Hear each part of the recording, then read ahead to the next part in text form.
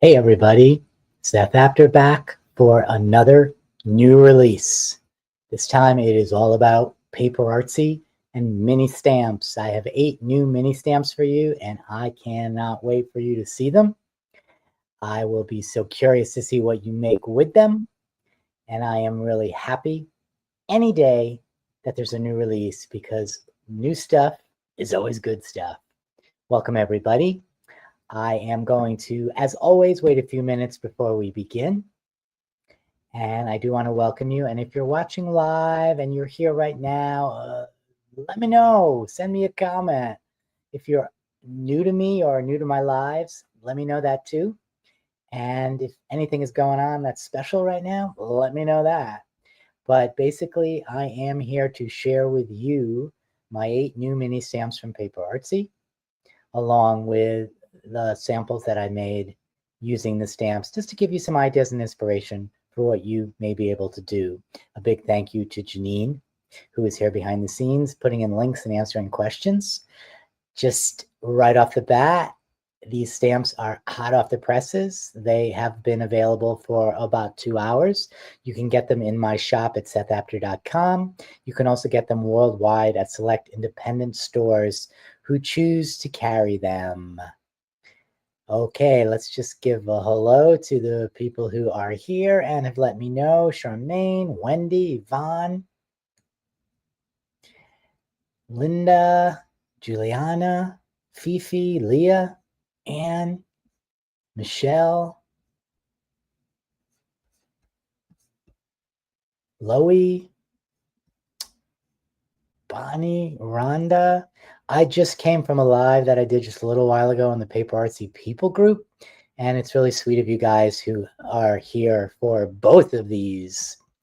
You really love stamps, don't you? Hey, Debbie, Annie, welcome, welcome, welcome. Wendy is here today, normally from Australia, hanging out in Canada right now. Hope you're having a good time there. Welcome, Walter. Thank you all for being here. Really big appreciation. I always start out by saying for these release days that these releases begin weeks, months, I mean, sometimes literally a year plus before the release. And we as designers sit on them for so long. So excited to finally be able to share, and the cat is out of the bag. So these are posted on the internet. They are available in shops, and they are in my shop as well at sethapter.com. If you choose to buy from me, you can click over anytime. If you choose to buy from somebody who is running an independent shop online or brick and mortar, or if you're outside of the US or Canada, you can go to the PaperArtsy website and look at my blog post today on their blog, and they will have a list of stockists who sell these stamps or who potentially will have these stamps if they don't have them yet at the end of the blog post. But again, so appreciate that you're all here. Thank you, Karen. So appreciate that. Rhonda's watching on the big screen. I just a million thank yous for that, Michelle. You guys are way too kind to me. It's so true and so true. Fifi in Canada got them already, so we know Paper and Ink Boutique in Calgary has them. Shout out to them for carrying them. Anne is helping me in the background saying, don't forget the thumbs up button. Big props to you, Anne. That's great. Hey, Grace. Hey, Loie's back again. Randall, welcome, welcome, welcome. We will go 1 more minute or less to keep this a banter and welcome to 5 minutes, especially if you're watching on recording. And then we will get to the heart of the matter, which is showing you these new stamps, talking about what you can do with them, and sharing some samples. And talking also about the inspiration behind it. And of course, finding out which ones you like the best. PaperArtsy makes it easy, I think. They number their products rather than name them. So you're going to have to just keep track of numbers 121 to 128. I had to look to be sure. And let me know at the end of this, if you stay on, which one or ones is or are your favorites. All right. We're going to shift gears, my friend. Let's get into to it. So I am here today with my 8 new stamps from PaperArtsy. These are mini stamps. They're deeply etched red rubber stamps. They are numbered and they're in a loose connection that does have a theme from one to the other to the other. I'm going to share with you first each stamp just briefly, and then I'm going to take you through some details about each one and talk to you about inspiration, both mine and what I hope will be yours. There is 121, 122,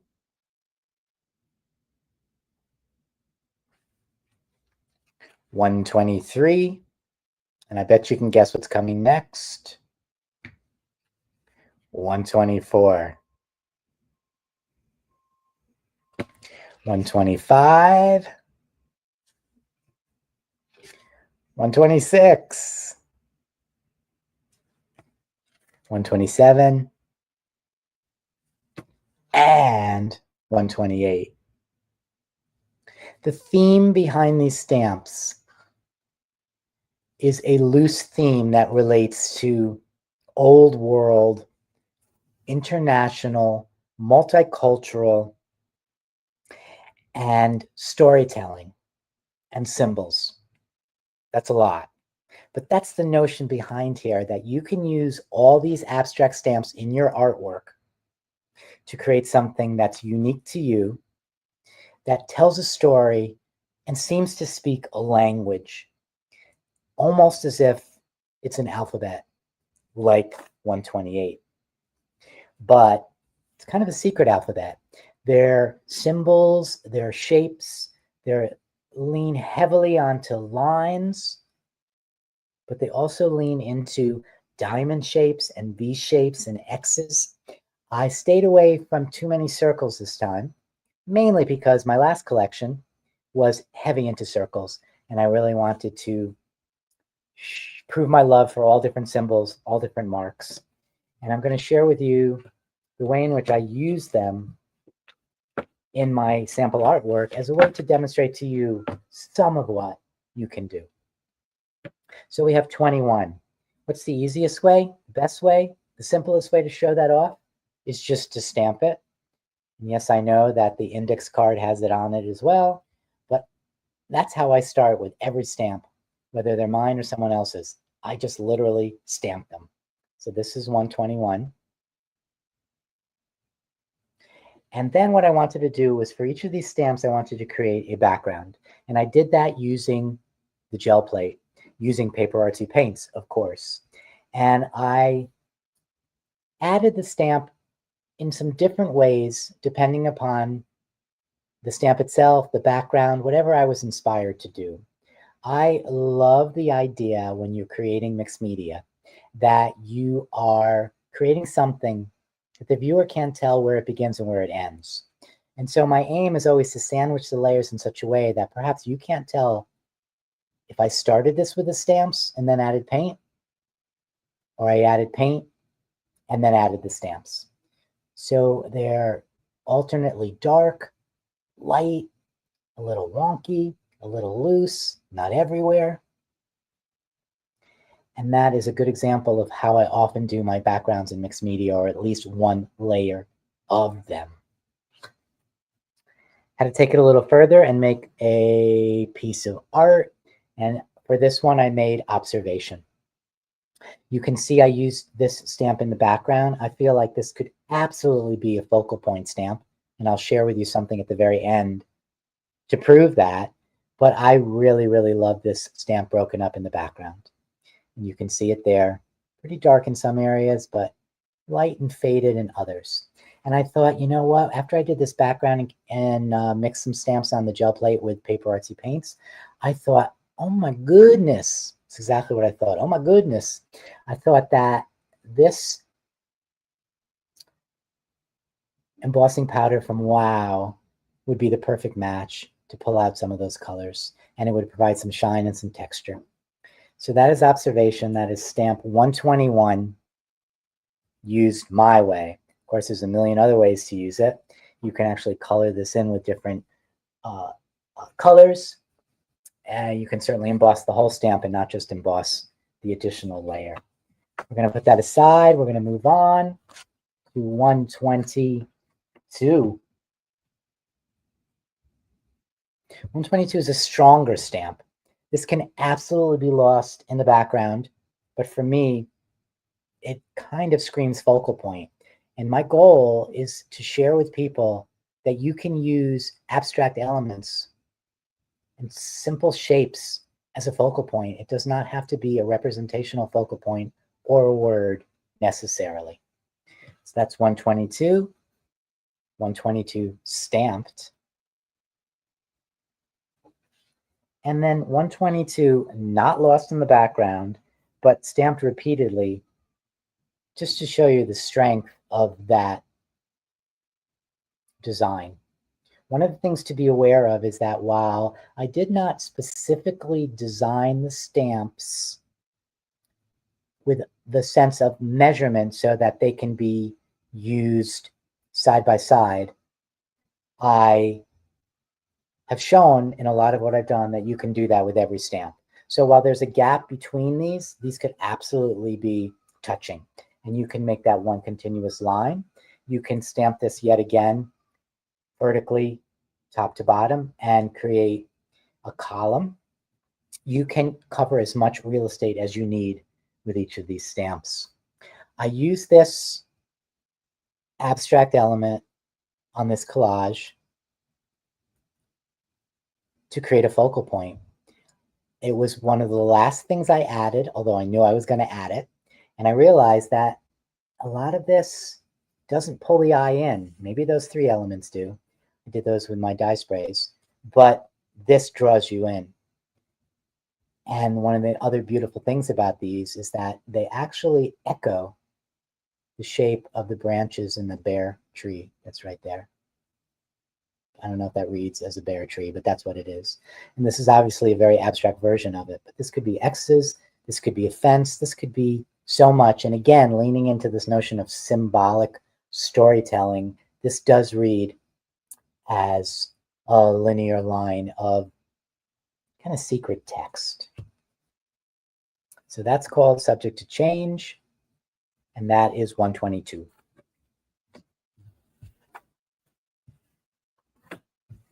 We're going to move to 123. And this is where I just highlight yet again this idea that this can be used side by side where the edges link up either top to bottom or side to side. I didn't mention that in the first stamp, but that is also true there as well. So even though these stamps are small, they can cover large surfaces. 123, 123 stamped. I decided this one, just like I did with the first one, 121, would be beautiful lost in the background of this gel printed paper. So again, the goal with this is just to have it look like there's layers above and layers below. I sort of feel like this is almost like the peeling wallpaper effect, where there's been layers and layers and layers of wallpaper that's been torn back. And in some cases, this layer is showing, in some cases that layer is showing, in some cases that layer is showing, etc., etc. But I really love the sense of strong pattern you get, despite the fact that some of this is very softly stamped. And then the artwork, I call this of today. It's the story of today. This is used as a background, but it has been embossed, again, with one of my WOW embossing powders. This one is Dirty Verdi, one of my favorite names that I've come up with for embossing powder. And you can see that because it's embossed, it's got some shine. Not too much, because most of my powders are mostly matte. It's got a lot of texture, and it has a lot of heft to it, more so than if I just did it with ink. And then the other secret here is that this element here is one of my new die cuts coming out in just a few days from this recording with Sizzix. for my first collection. So that is 123.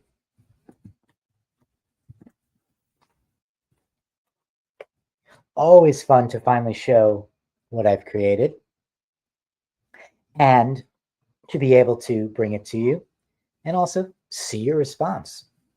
This is 124. It's the only one that is at least loosely circular. It's really wonky dots, but the wonky dots are presented in a little bit of a wonky linear fashion.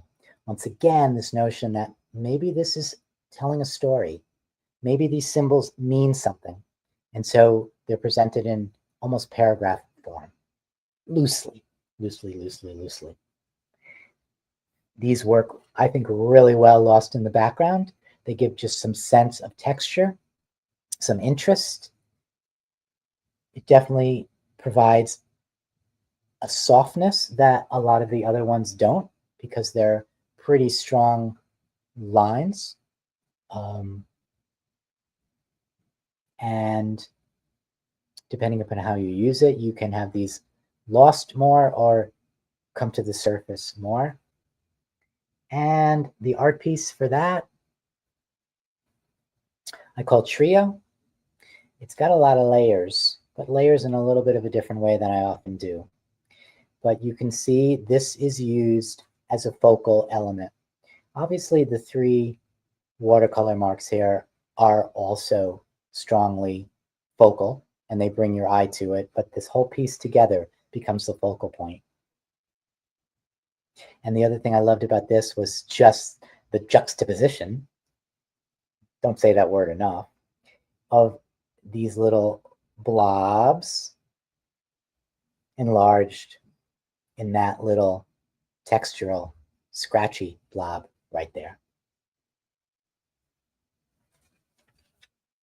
All right, so that is 124. And I'm halfway through this collection already, my friends. Let's move to 125. It's all about lines. Now, this is obviously a stamp that can be used for lines. You can use it as almost like a journal page, a ledger page. You can fill it in with different colors or different words, or you can let the background show. It can be placed in all different ways. You can extend it by stamping it several times north or south, east or west of it. You can absolutely use it to guide your stitching. It can be used as a funky swatching stamp. It's just so much more than just lines. Stamped out, that's what we have. And then in a full-on background, just filled, we have this. Now, I am showing you all of these background samples as a way to highlight the individual stamp, but most typically, I would be using 3 or 4 of each of these stamps to create that background where it floats above and below and is sandwiched in the layers of paint. But for this case, I wanted to really just highlight what each stamp can provide and offer. And the artwork, story. I wanted, again, just to show you that simple crossed lines can be a strong focal point. It's got the word story, and then the highlight for me is the 3 orangey red areas that are filled in. Just a sample of what you could fill in. You could fill it in, each one with a different color, and how phenomenal would that be, and how different would that be to this one with a sense of a vintage look. So that is 125. It's all about the lines.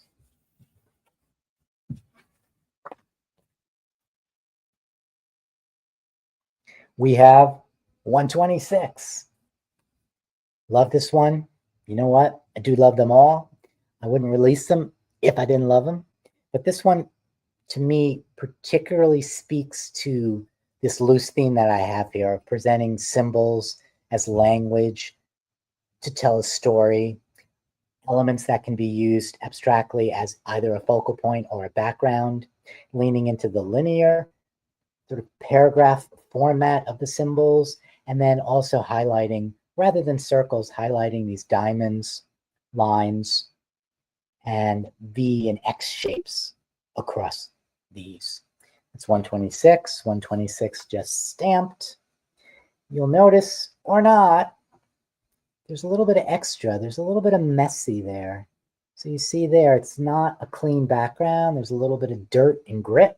And that is true in most of these stamps. And that's really how I like it. I don't like it clean and pristine, because the way I work, if it started out that way, it certainly wouldn't end up that way. And so now I have a fresh start.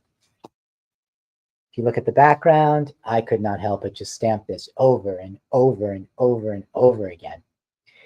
And you can see the effect you get.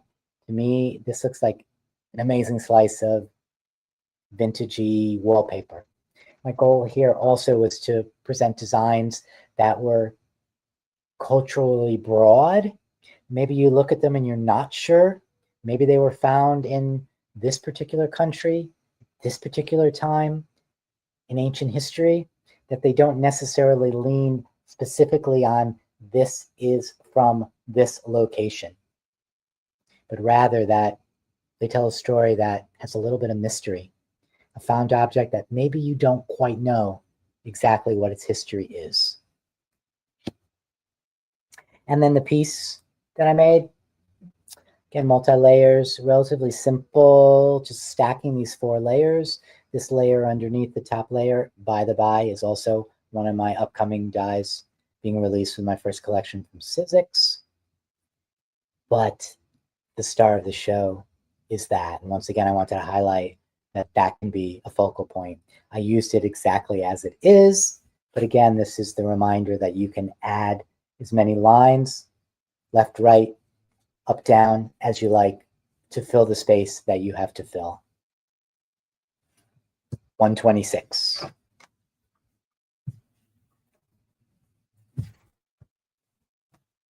All right, let's move to 127. Again, you'll notice presented almost like it's in paragraph form, telling the story, that there's perhaps a language to these symbols that only you as the artist who uses it and chooses it will understand. But people will absolutely put what they think the story is into it because it is abstract. And stamped out, we got that.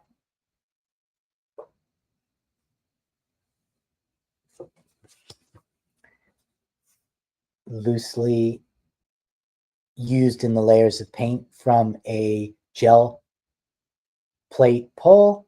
We have that.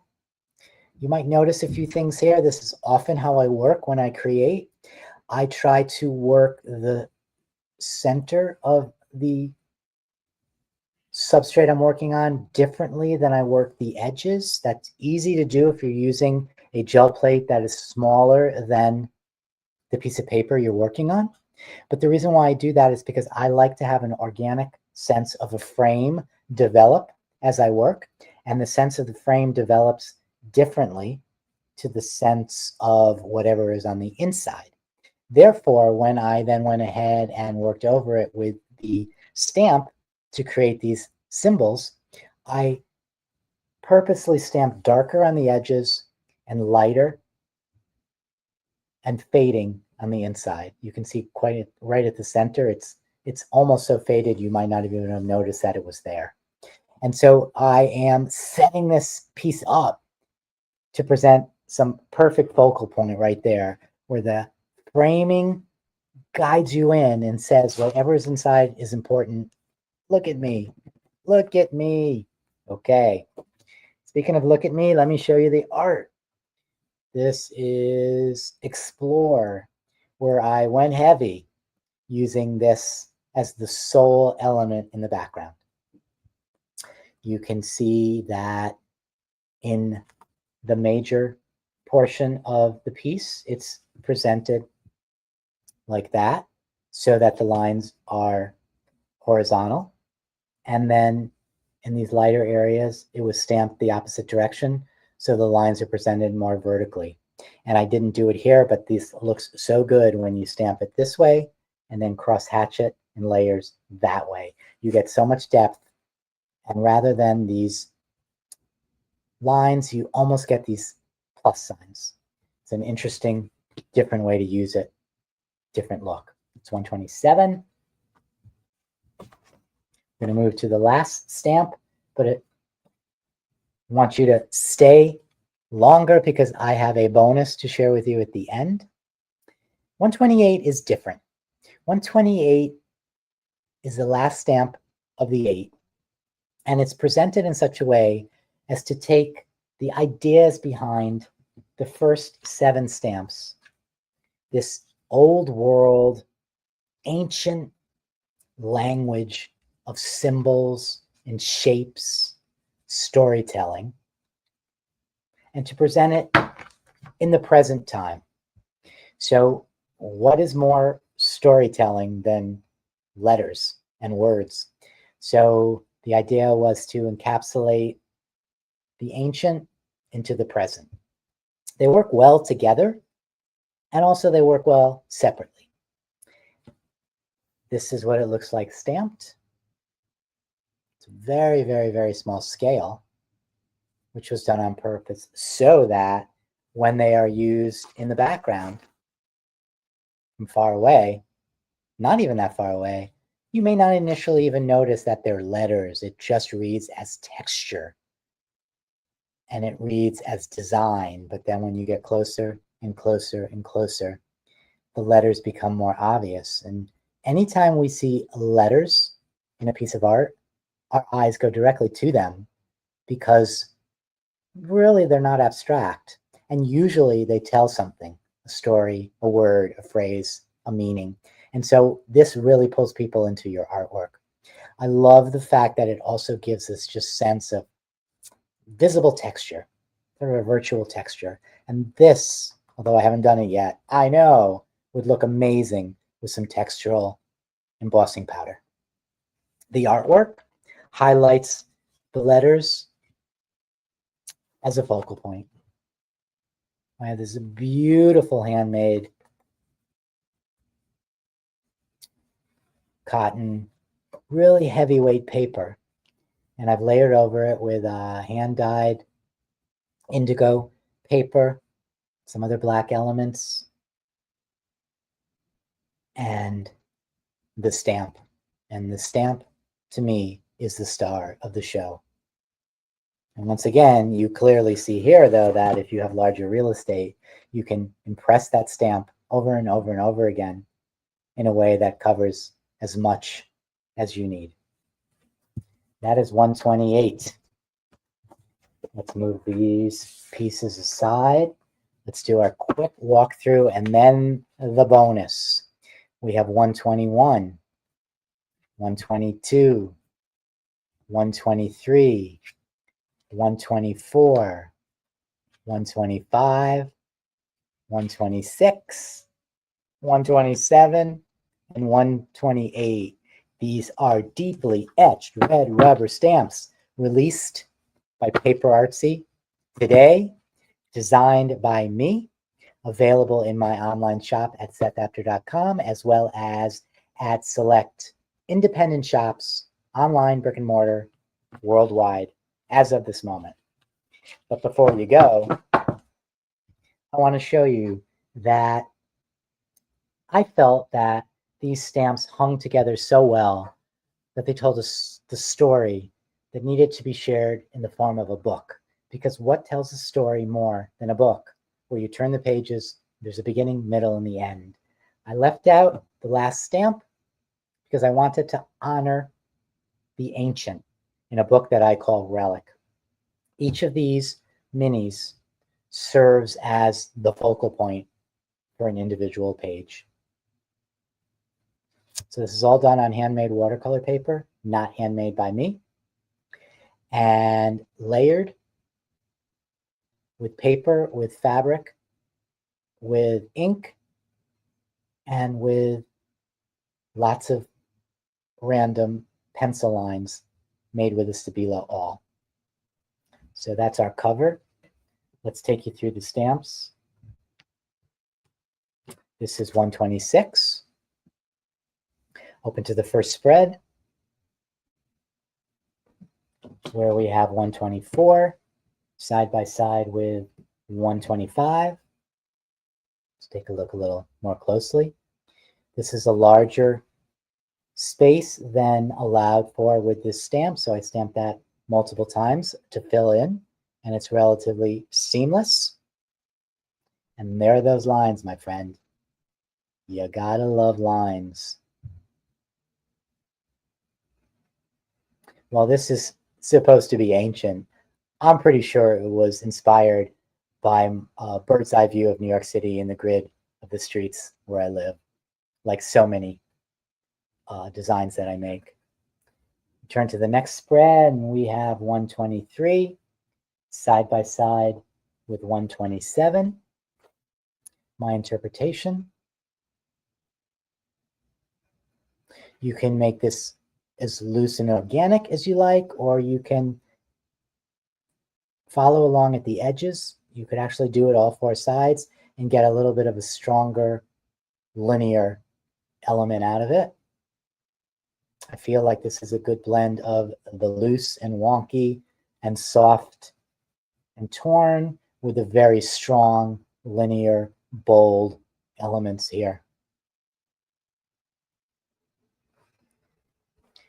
And I don't know how those staples got in there, but I do love a pop of red. And these are red staples. I had to throw those in because I felt that they echoed the lines that were in there. Last spread takes us through 122, side by side with 121. And just a little bit of close-up. Really enjoyed working with these stamps. I will tell you that one of the most fun part of making the book was just being random with all the lines. I did that last. And one of my themes of a recent stamp release is the idea of being fearless. And yeah, so I'm just going to take a pencil and I'm going to whack out some lines without almost looking and risk it all to make a mess, just to make this more better, to make this better and more individual. So that's what I got for you, my friends. I want to thank you so much for being here. I appreciate you taking the time out of your days to spend time with me. My new release from PaperArtsy, it's available now.